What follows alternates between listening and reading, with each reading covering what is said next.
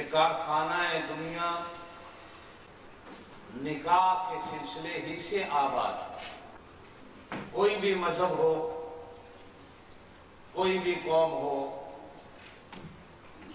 اس قوم کے اندر نکاح کا، شادی کا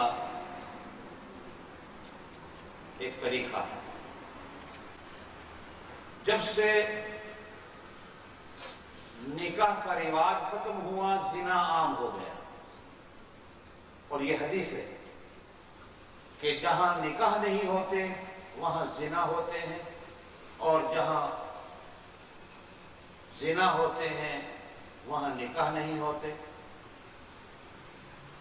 نکاح کی برکت سے انسان بہت بڑے گناہوں سے، اور پھر نکاح سے، شادی سے انسان کا ایک سلسلہ ہے، جنس جسے کہا جاتا ہے، سلسلہ اولاد جسے کہا جاتا ہے، سلسلہ خاندان جسے کہا جاتا ہے۔ نکاح سے انسان کا وہ سلسلہ بڑھتا ہے، جس سے رہتی دنیا تک اس انسان کا نام چلتا ہے، خاندان کا ایک شجرہ بنتا ہے، نسب کا ایک طریقہ بنتا ہے، جس سے ہر آدمی یہ دعویٰ کر سکتا ہے کہ میں حلال کا ہوں، میرے ماں باپ کے نکاحوں کے گواہ آدمی موجود ہیں۔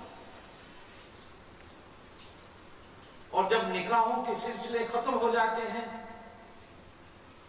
نسل حرام جب پیدا ہوتی ہے، اولاد حرام جب پیدا ہوتی ہے، اس سے معاشرہ بگڑتا ہے۔ آج کل کی قوموں میں نشے میں چور ہو کر شاید آبادی کا طریقہ یہ سمجھا ہے کہ شادیاں مت کرو، ایسے ہی پیدا ہوتے رہیں، لیکن وہ قومیں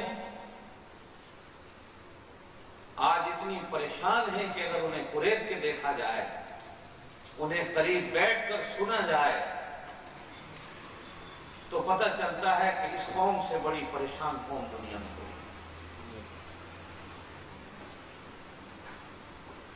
جس انسان کے نام و نسب کا پتہ نہ ہو، جس کے باپ دادے کا پتہ نہ ہو، وہ انسان زندگی بھر شرمساری سے سر کو جھکا کے چلتا ہے۔ جس کے ماں باپ کا پتہ ہوتا ہے، خاندان کا پتہ ہوتا ہے، وہ سر اٹھا کر دنیا میں چلتا ہے۔ اور اسلام نے، قرآن نے، ہماری شریعت نے نکاح پر بہت زور دیا۔